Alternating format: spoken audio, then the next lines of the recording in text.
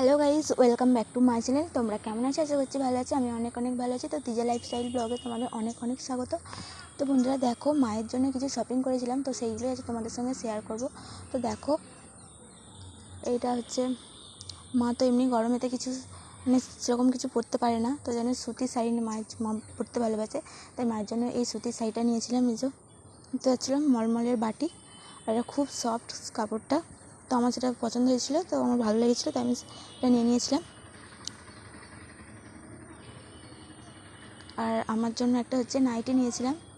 তো দেখো নাইটিটা, এই যে পুরো দেখো বন্ধুরা কীরকম হয়েছে নাইটিটা, প্লিজ কমেন্টে জানিও।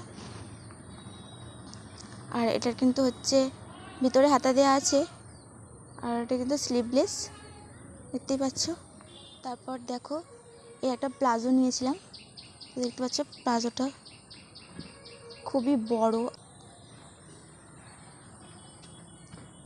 এটা আমার জন্য নিয়েছিলাম। আর হচ্ছে মায়ের জন্য আরেকটা শাড়ি নিয়েছিলাম। তার আগে দেখাই, আমি আরেকটা হচ্ছে আমার জন্য নাইটি নিয়েছিলাম। এই যে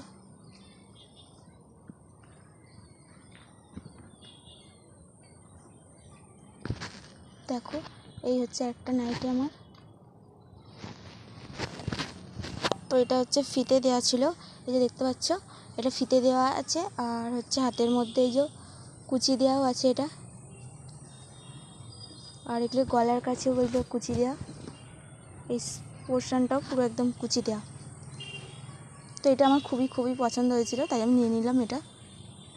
আর মায়ের জন্য আরেকটা শাড়ি।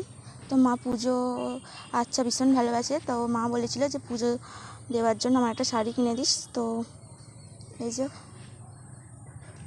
দেখো, মা হচ্ছে এটা, মা এটাও সুতির একদম। আর এটা হচ্ছে মায়ের জন্য এটা কিনেছিলাম। তো দেখো,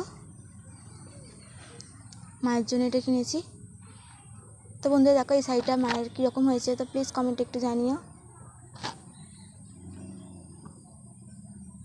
তো মা দেখে এই শাড়িটা ভীষণ খুশি হয়েছে, তো মায়ের খুবই পছন্দ হয়েছে। তো বন্ধুরা আজকের মতো টাটা। তো দেখা হচ্ছে নেক্সট কোনো ব্লগে। ততক্ষণ